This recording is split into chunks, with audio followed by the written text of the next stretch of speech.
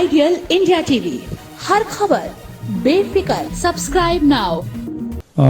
आपसे एक चीन से रिलेटेड एक महत्वपूर्ण क्वेश्चन करना चाहता हूं। चीन अपनी नीतियों और अपनी वस्तुओं से पिछले 20 वर्षों में दूसरे देशों की इंटरनल पॉलिटिक्स को प्रभावित कर रहा है और उसने अफ्रीका और ऑस्ट्रेलिया वगैरह की सभी माइंस पर उसकी कंपनियों ने कब्जा किया है। प्लस उसको लॉन्ग टर्म जो रॉ मटेरियल है वो जो वहां से मिलने वाला है।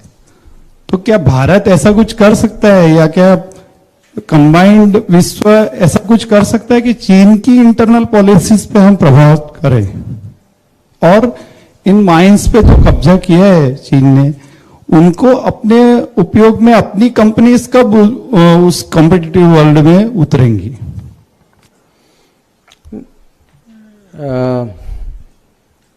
देखिए, ऐसा है कि जो इंटरनेशनल पॉलिटिक्स, हर पॉलिटिक्स जो है इंटरनेशनल हो या डोमेस्टिक हो, कॉम्पिटिटिव होती, ये माने उसका स्वभाव है। तो चीन जो करेगा वो अपने हित में करेगा। हमें अगर परेशानी है तो हमें भी जो अपने हित में करना चाहिए हमें करना चाहिए। इसमें मैं मानता हूं कि पिछले 75 साल में हमारे यहाँ अलग अलग डिपार्टमेंट में या डोमेन में कहीं कमी रह गई हो। इकोनॉमी उतनी नहीं बढ़ी जो मैंने कहा कि 15 साल की गैप थी रिफॉर्म में। अभी देख, जब राजीव गांधी गए चाइना 1988 में, हम दोनों इकोनॉमी बराबर थे। अभी चीन की इकोनॉमी जो है हमसे 4 गुना ज़्यादा है, 4 गुना से भी ज़्यादा है। तो मुझे लगता है कि नेगेटिव थिंकिंग के बजाय कॉम्पिटिटिव थिंकिंग होना चाहिए। कॉम्पिटिटिव थिंकिंग होना चाहिए कि भाई उनको देखते हैं कि वो क्या करते हैं, कम से कम हम जितना कर सकते हैं। और अभी मैं ये कह सकता हूँ कि ऐसी सोच भी है, ऐसे आत्मविश्वास भी है, ऐसी क्षमता भी बढ़ रही है। अभी अभी मैं लैटिन अमेरिका से वापस आया हूँ, साउथ अमेरिका से, और मैं वहाँ देख रहा हूँ कि ब्राज़ील हो या अर्जेंटीना हो, हमारे कंपनीज हैं वहाँ, माइनिंग में भी हैं, पावर में भी हैं, एग्रीकल्चर में भी हैं। तो जितना अभी मेरे लिए तो जितना इंडियन इकोनॉमी बढ़ सकती है, जितने हमारे बिजनेसेस बाहर जा सकते हैं, और उसमें गुजरात की लीड तो नेचुरल है। तो मैं तो पूरा गुजरात पे निर्भर हूं कि भाई आप मेरी विदेश नीति का कुछ करिए, आप लोग बाहर जाके कुछ करिए।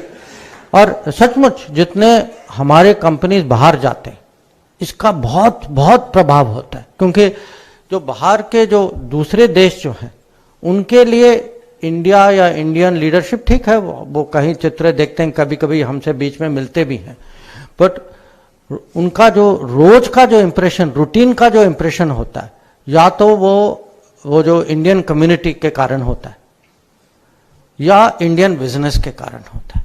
जितने ज़्यादा बिजनेस हो, जितने अच्छे कंपनीज हो, जितने ज़्यादा कम्युनिटी हो, उनकी प्रगति का असर उन पे होता है। तो मुझे लगता है कि हम ठीक दिशा पे जा रहे हैं। अभी तो 8 साल ही हुए हैं, थोड़ा समय और दीजिए, पर मुझे पूरा विश्वास है कि हम उस ठीक ट्रेजेक्टरी पर हैं।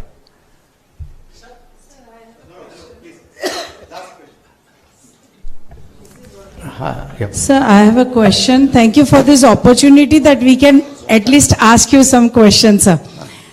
Sir, आपने फॉरेन पॉलिसी के बारे में,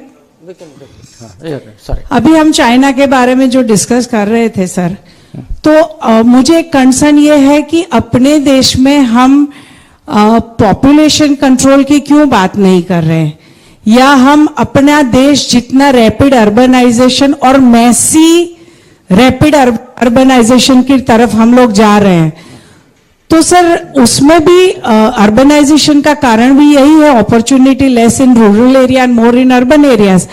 सो फॉरेन, जब हम लोग खुद ही सिर्फ अब्रॉड ट्रैवल करते हैं तो we see things so much more in balance. So आपने कहा आप विदेश नीति देखते हैं और काफी सारे अदर लोग देश नीति देखते हैं, तो sir how do you then bring that knowledge and I get that. See, first of all, population की अगर बात करें, actually rate of growth of Indian population is falling very sharply. उसका कारण एजुकेशन है, एजुकेशन, सोशल अवेयरनेस, प्रॉस्पेरिटी. अगर आप देखें, आप अपने आप पर देखें, each one of us with the passage of time the family size is smaller. It is part of evolution, you can say. अब जो फोर्स्ड पॉपुलेशन कंट्रोल जो है, it can have very dangerous consequences, because you are seeing in some countries there is great shortage, वो gender balance disturb हो जाता है. That is not in the interest of any society. So I feel, देखिए democracy की बहुत अपनी कमियां होती हैं, कभी कभी बड़े लोग फ्रस्ट्रेट भी हो जाते हैं, पर जो भी आप कहें, I feel in this country for all it's difficulties, any day democracy is better than non-democracy. So, and solution to problems like population has to be democratic. It should not, in my view, it should not be forced. And जिन्होंने force किया है, I point to you, look at them today. वो पछता रहे हैं. They are not happy with what they have done. Second issue जो आप urbanization की जो बात कर रहे हैं, जो your point is well taken. You know, I only said it in response to his because I did not want to get into his question.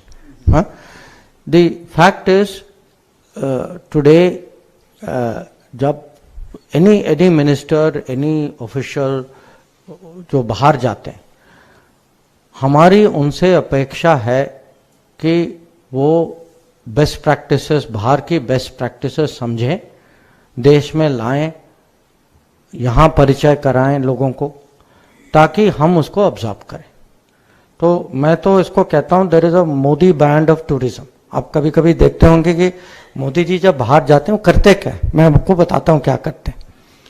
जाते हैं, माने एक तो काम वाम करते हैं, वो तो आप सब जानते हैं, बट जब भी समय होता है विल से अच्छा चलो वहाँ का रेलवे स्टेशन बहुत मशहूर है, जाकर देखते हैं वो कैसे चलाते हैं, वहाँ की बुलेट ट्रेन, यहाँ का कन्वेंशन हॉल.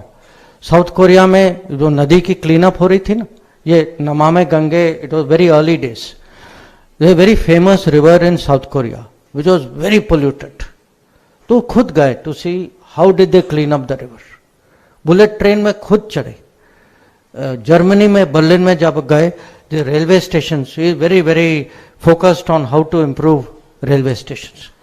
इन मलेशिया वो कॉन्फ्रेंस के लिए गए, वो तो कन्वेंशन हॉल देख रहे थे, what do we learn from convention hall. तो सिंगापुर गए, this whole smart city idea, you know, innovation idea. तो this much I can assure you, कम से कम सरकार में माइंडसेट बदल चुकी. सरकार में माइंडसेट ये है कि देर आर अलग अलग देशों में अपनी अपनी उनकी जो भी उनकी अचीवमेंट्स जो हैं, उनकी बेस्ट प्रैक्टिसेस हैं, उनके टेक्नोलॉजी हैं. We have to find ways of getting it to the country, and that is today actually become a big focus of foreign policy. So it is very much there. And in urbanisation the whole idea of smart cities, idea of, आप अगर आप हमारे यहाँ देखें, see today the road connectivity, look at what is happening.